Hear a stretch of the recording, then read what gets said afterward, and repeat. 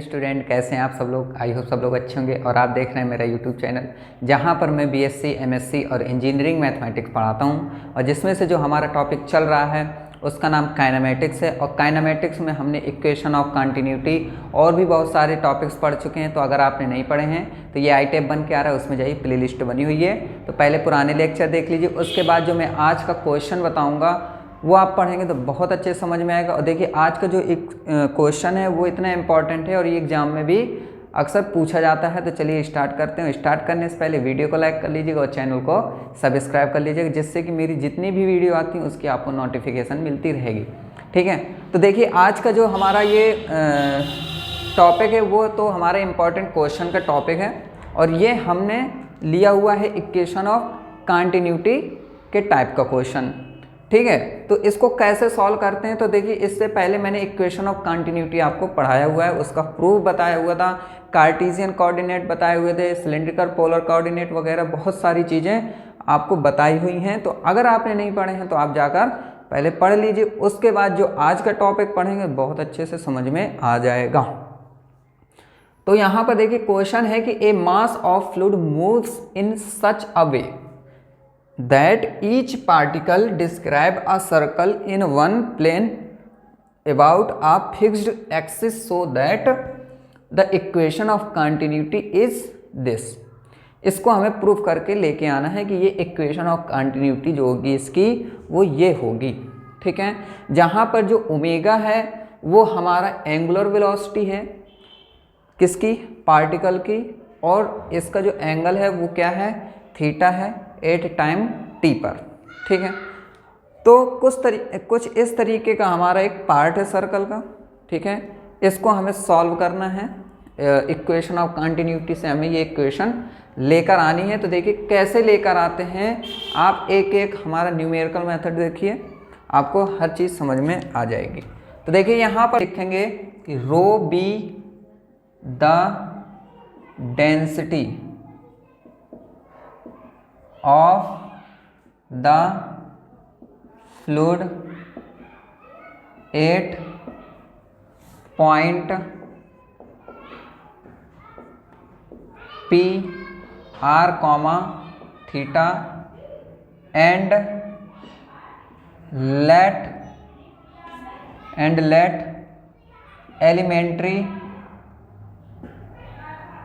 elementary area r delta theta delta r when elementary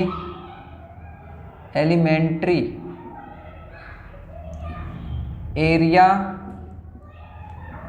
revolve। ठीक है, revolve then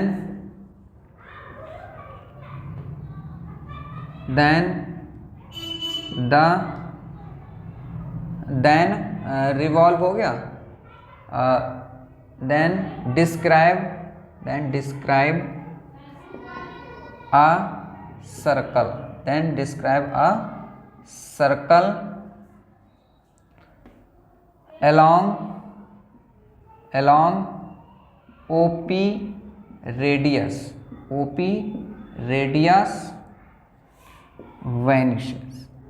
vanishes।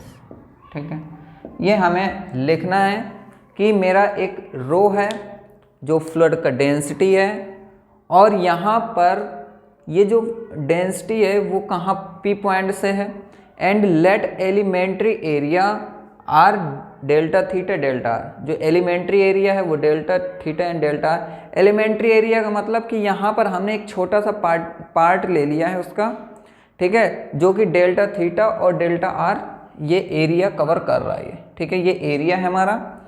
और यहाँ पर हम कहेंगे कि when elementary area revolve then describe a circle along OP radius vanishes. ठीक है, तो हमें यहाँ पर रेडियस को वैनिश करना है। इसके बाद देखिए अब कैसे सॉल्व करेंगे, तो मैं पहले ही सॉल्व करा चुका हूँ इक्वेशन ऑफ कंटिन्यूटी, तो हम वहीं से ही हर एक पार्ट चीज़ लेंगे और फिर उसके बाद उसकी मदद से हम सॉल्व करेंगे। ठीक है, तो फिर मैं यहाँ लिख सकता हूँ कि mass of the fluid, mass of the fluid area, mass of the fluid area कितना हो जाएगा इसका, PABC, ठीक है।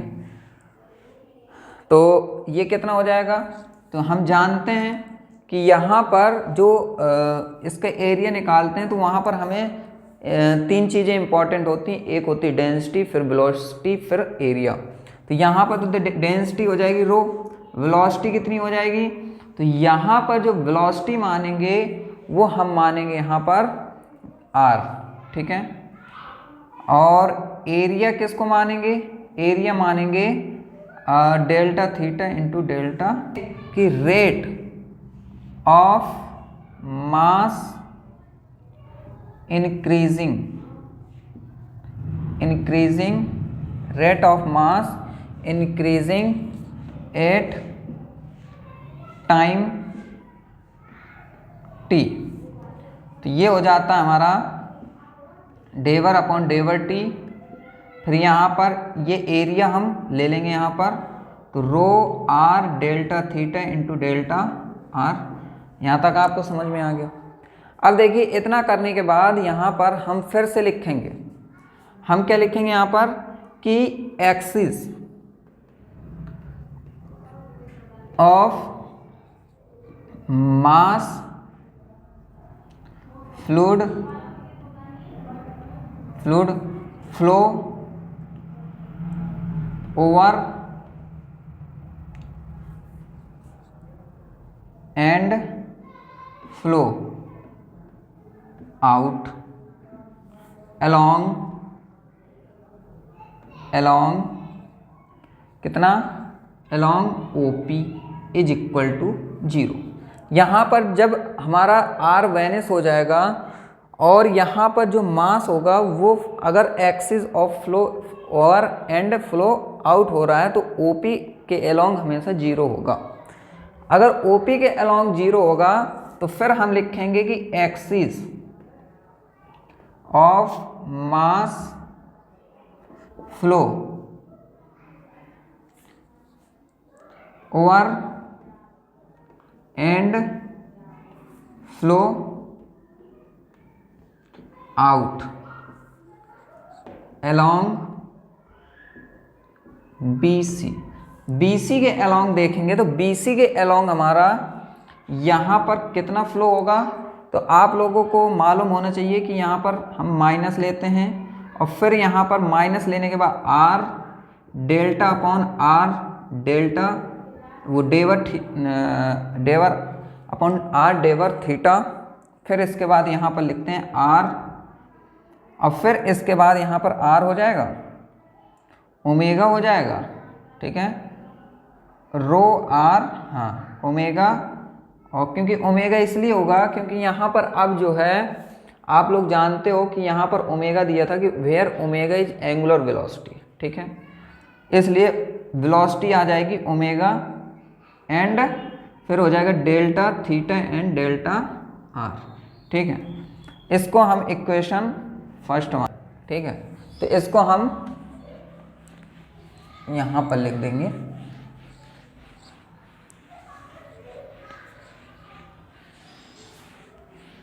कि इसको थोड़ा सा और अच्छे से लिख देते हैं, ठीक है।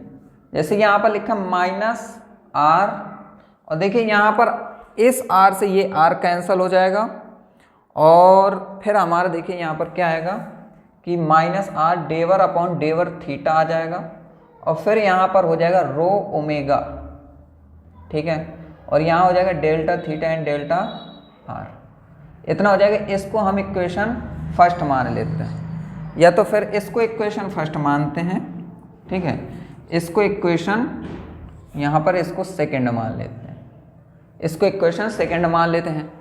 अब देखिए इसके बाद यहाँ पर axis of mass flow over and flow out BC है। अब हम यहाँ पर एक चीज़ और निकाल लेते हैं कि x total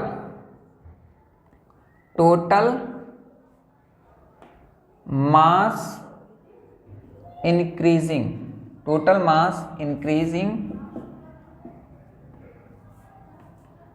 of the fluid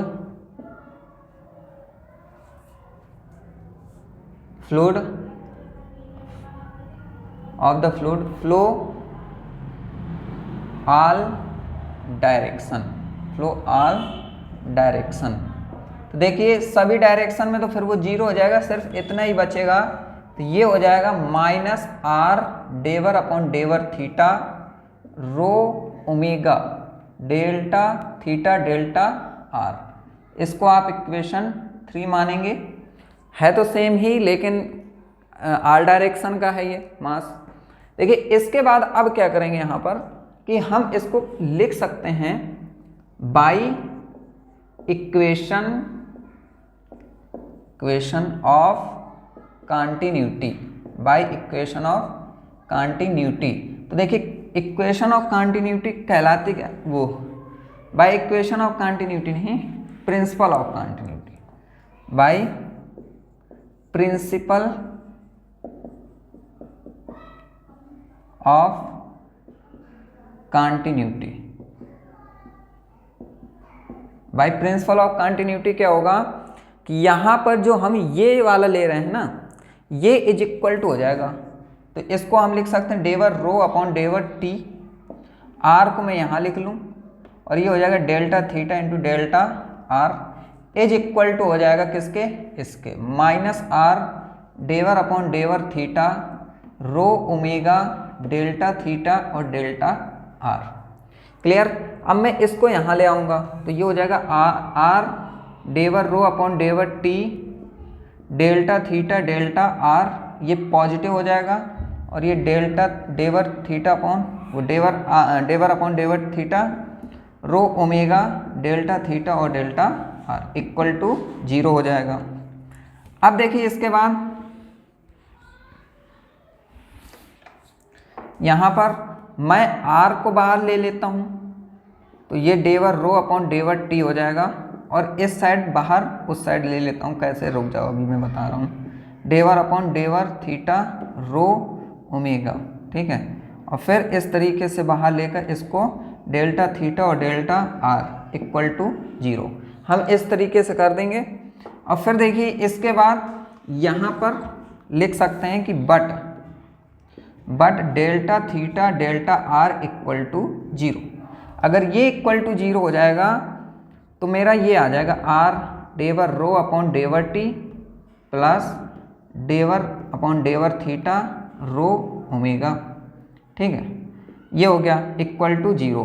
अब यहाँ पर हम कह सकते हैं कि ये जो r होता है ये 0 के इक्वल नहीं होगा, क्योंकि r क्या है हमारा, एक तो r हमारा रेडियस भी है, ठीक है।